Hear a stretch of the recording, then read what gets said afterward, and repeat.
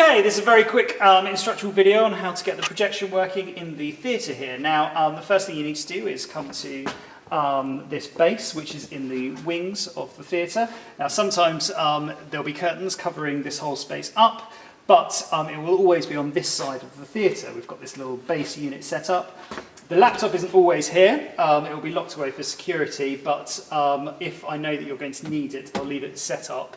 So hopefully when you come to this station, this is how it will look. So the first thing you need to do is move this to where you need it to. So it's all on wheels, so you should just be able to move it over onto the stage. Obviously there's bits of set at the moment, so the theatre might not look exactly like this, but the principle will be exactly the same. So first of all, open it up and get the and log on as you would normally. This takes quite a long time to log on, so the first thing you want to do is open up, turn the laptop on, log yourself on. Now, whilst that's logging on, you can get the screen down. So can I just show you, there is a remote here for the screen. So to get the screen down, you just press the button that says down. And as you can see behind you, the screen will now start going. Now, what's really important is that there's nothing in the way of the screen. So at the moment, you can see there's a big ladder in the way of the screen, so we need to make sure that is out of the way, so it doesn't clog the screen, and make sure there's nobody else hanging around that might get knocked into the screen. You don't want people standing on stage and then to bang their heads. It's not very heavy, it's not going to do them an injury, but it might give them a bit of a shock. Okay, so once that's down, a good thing to do would be to come and change the lights. So if you just follow me. So a very simple way of changing the lights is to go to A2. A2 is the screen lights, A1 is the normal light. So all you should have to do is press 2, maybe A2 at the most. Okay, so now what that's done is taken the lights out above the screen. So you should be able to see the screen a bit clearer. Now, once that's down, we're ready to turn the projector on. So you need to get the remote. Now, both these remotes are just on Velcro, so you can take them off. So take the projector remote, and are you showing the projector? Mm-hmm. And you press the red button once, and this should happen. You can see a little click of the fan, and then that orange light starts flashing. Now, it takes a bit of time to warm up, so it's going to take a few minutes before you can really see it clearly. What you don't want to do is just keep turning the projector on and off and on and off. You go, oh no, it's not working, I'll turn it off, and then you turn it on again. Really, you just need to give it a bit of time to warm up. But you can see when it is working, as you can see there's two green lights on the whole time, and then two flashing green lights. That means it's warming up. So if you look at the screen now, you should be able to see that there is a bit of an image. Now, I'm just going to log on.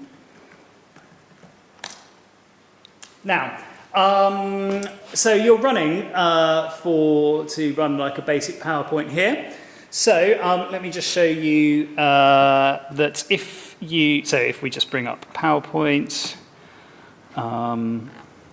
let's just any old PowerPoint, and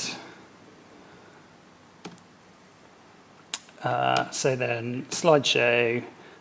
From currents, and then you can see that it's on stage, and then it's on the back, and I flip it through, and that's the hymn that we used this morning. So if it's you're showing a video, what you'll need to do is let's just bring up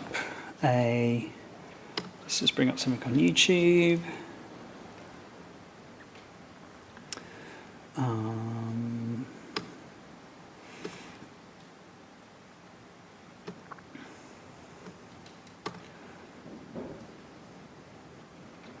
So we've got a video running here. It's just an advert for the moment, but there's no sound. Now, everything should be turned on up in the control box, so you don't need to worry about going to the control box, but the volume for this is controlled from this little sound desk here. So all you need to do is bring up the one that says main volume and bring up the one that says line. And there, it will start to play. So you've got control of the volume. Don't go too loud. It's better to... Let me just turn that down a bit. It's better to use the volume on the laptop as well, but you can use this during the performance or during the presentation or whatever you're doing. Okay, so also, if you need to, you could plug in a different projector by unplugging from here, and a different laptop, sorry, by plugging into here and then plugging into another laptop as long as it's got a VGA.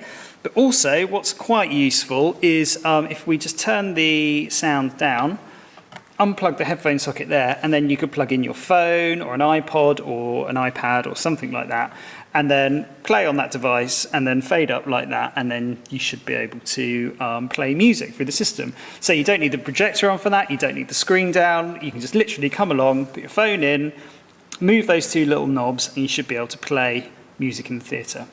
Okay, if you have brought your own laptop along, you might need some power, and if you need that, you can come around here.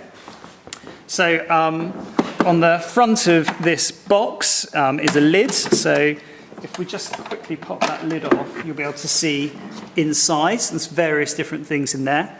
There's a socket here, which you could plug a laptop charger into or something like that if you need to.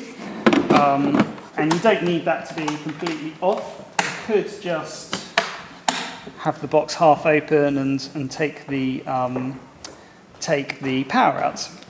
Okay, last thing I want to show you. Come around here, come around here. Now, on the inside of this box, there's a couple of neat little things. So, we have a microphone. It's a radio mic, so you can turn it on the bass like that. And then, using the knob that says mic, 1, 2, 1, 2, 1, 2, 1, 2, bit of main mix as well, 1, 2, 1, 2, you can hear that we've got some noise coming out of there. So if you ever need to just get a microphone working, you just have to pull the microphone out the back, turn it on at the bass, turn up the one that says mic. Might need to go a bit more with the main mix. 2, 2. So there's that microphone, and there is also another microphone here. This is a lapel type microphone. So let's try this again.